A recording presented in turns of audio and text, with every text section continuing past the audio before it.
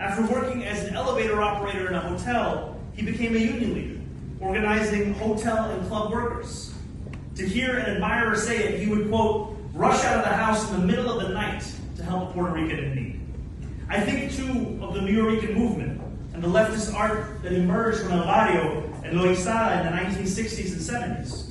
The plays, the poetry, the music, first conceived in Miguel Algarin's East Village apartment, which would eventually become the Nuyorican Poets Cafe. It's such a pleasure to be here. Before I subject you to any more of my Spanish, I do want to just shout out one of the many great Nuyorians who is currently giving this city incredible hope, and that is Jose Alvarado. I want to thank so many of our speakers who have joined us here today for their remarks, for their commitment, for their service to the city. And I also just want to ask if everyone can put their hands together for someone that many of us have had the privilege of getting to know, and many more of us know of from afar, Toñita.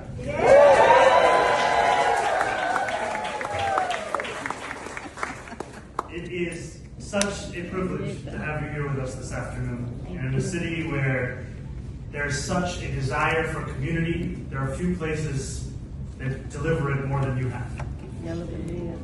And here in this room, we have such incredible leaders.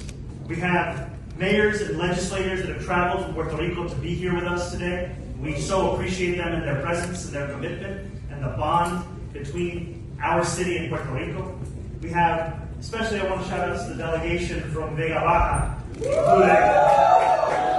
Mayor Marcos Cruz Molina here with us. And I want to acknowledge a number of leaders from our administration that go beyond just the ones that you have heard. A special shout out to our newly appointed SCA President, Celeste Ramirez, and our Deputy Mayor, Helena Teaga, who's been a real partner.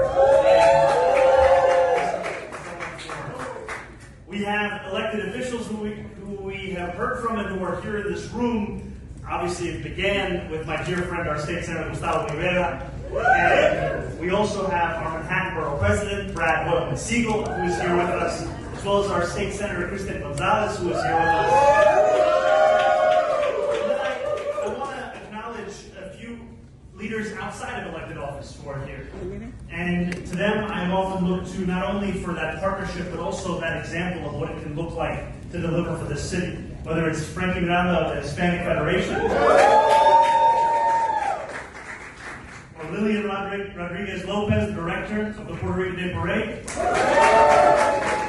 Juan Ramos of Los Sures, and Desiree Colon of the National PR Agenda. Truly, it is an honor to have all of you and so many more who are here in this room. Now, we are here together at Gracie Mansion, the People's House, to celebrate the incredible legacy of Puerto Ricans in New York City. Since the first wave of migration in the 19th century, Puerto Rican New Yorkers have enriched our city. From the reggaeton that offers the soundtrack of our summers, to the smell of frying plátanos on our streets, so much of New York City's culture, and frankly our sense of self, comes from La Isla del Encanto. It's music, it's art, it's poetry, it's food, it's irresistible zest for life. And it's more than that, frankly. Because for as long as Boricuas have been a part of New York City, they have stood at the front of picket lines. They have led labor movements. They have carried forward fights for dignity. I think of Gilberto Herrera Valentin, the first president of the Puerto Rican Day Parade, who marched alongside... Welcome to Gracie Mansion. I'm obviously not the guy that lives here, but I still get to do a little welcoming. I'm glad to be here with all of you. I'm very thankful for the mayor's invitation so that we can have an opportunity to celebrate all the great things that we feel proud of when we think about Boriqueños. Boricua. Yeah.